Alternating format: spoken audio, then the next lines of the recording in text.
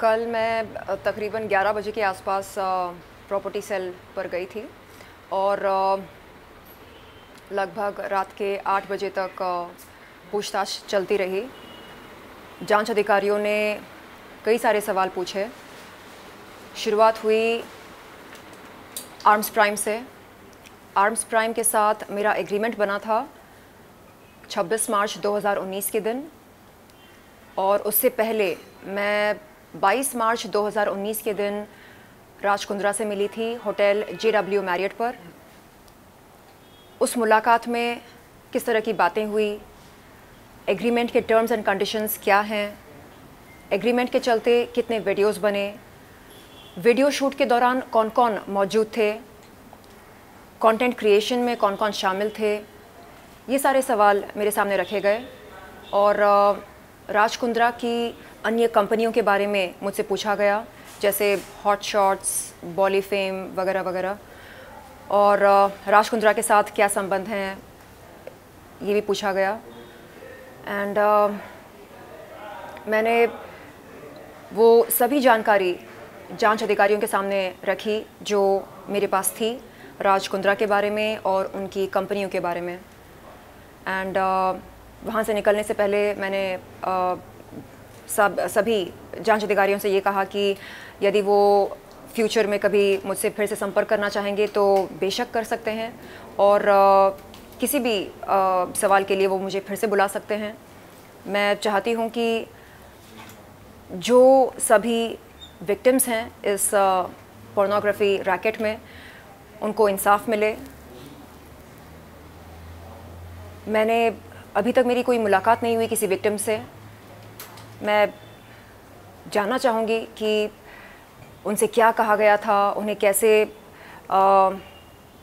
गुमराह किया गया था, और मैं चाहती हूँ कि सभी विक्टिम्स, सभी पीड़िताएं आगे आएं और अपना बयान दें, क्योंकि जब तक वो बोलेंगी नहीं तब तक पता कैसे चलेगा कि मोडस ऑपरेंडी क्या था। जी, तो विक्टिम्स तो धीरे धीरे सामने आ रहे हैं।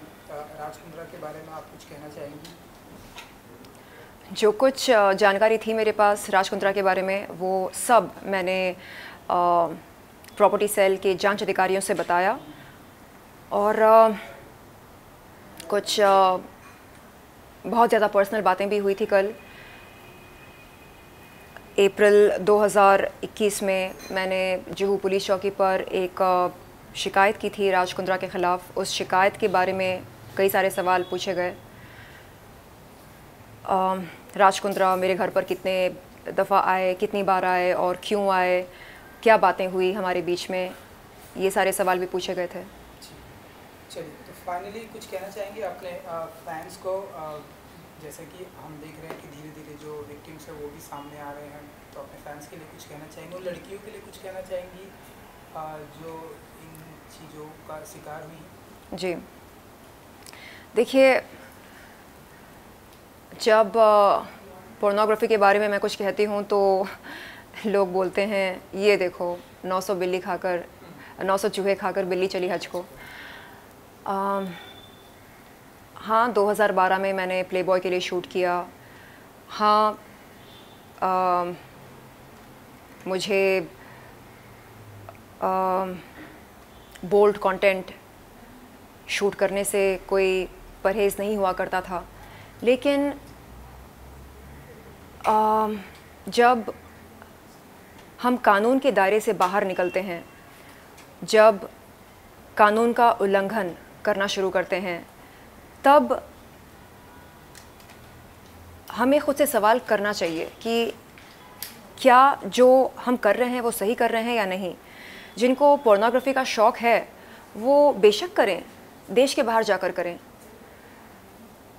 लेकिन देश के अंदर रहकर, देश की भूमि पर यदि आप पोर्नोग्राफी को बढ़ावा दे रहे हैं तो ये कोई भी अथॉरिटी बर्दाश्त नहीं करेगी। तो मेरा उन ट्रोल्स से ये कहना है जो बोलते हैं कि ओहो, पोर्नोग्राफी तो हम सब देखते हैं, इसमें क्या बुराई है। अगर आपको देखना हो आप देखें, लेकिन आप ये ना भूलें कि टेलीकम्युनिकेशंस डिपार्टमेंट ने 2005 में सभी पॉर्न वेबसाइट्स पर बैन लगाई थी। गवर्नमेंट ऑफ इंडिया हमें इजाज़त नहीं देता कि हम किसी पॉर्न वेबसाइट पर जाकर पॉर्न देखें। तो जब देश का ये कानून है, हम देश में रहकर क्यों इसका उल्लंघन कर रहे हैं, और वो भी इतने बड़े स्तर पर क्यों? तो मुझे लगता है कि उन सभी लड़कियों को जिन्हें गुमराह किया गया, उन्हें शायद बिल्कुल नहीं पता होगा कि पोर्नोग्राफी से संबंधित हमारे देश में क्या रूल्स हैं और उन रूल्स को फॉलो नहीं करने का अंजाम क्या होता है। इसे कहते हैं गुमराह करना, यानी ये बोलना कि नहीं नहीं इट्स ओके, चलता है, सब करते हैं, सब देखते हैं, तो जाहिर सी बात है कि ये गलत नहीं है, ये सही है। जब आप इस तरह की जेनेरिक बातें करने लगते हैं तो ये जो नौजवान लड़के लड़कियां होते हैं जो यहाँ पर काम की तलाश में आते हैं, इन्हें लगने लगता है कि ओके, अब अगर राज कुंद्रा ये बात कह रहे हैं कि ये सब चलता है, इट्स ओके, सब कर रहे हैं, तो गलत कैसे हो सकता है। तो वो इस बात को सच के तौर पर स्वीकार करते हैं। एंड यहाँ से शुरू होता है मिसलीडिंग का ये जो सिलसिला है। तो मेरा उन सभी विक्टिम्स, पीड़िताओं से ये निवेदन है कि आप आगे आएं और बताएं कि आपसे क्या क्या कहा गया था, कैसे आपको अप्रोच किया गया था, कैसे हॉट शॉट्स ने या बॉलीफेम ने या आर्म्स प्राइम ने आपको अप्रोच किया और आपको इस दुनिया में आकर्षित किया। आप बताएं, तभी पता चलेगा कि मोडस ऑपरेंडी क्या था।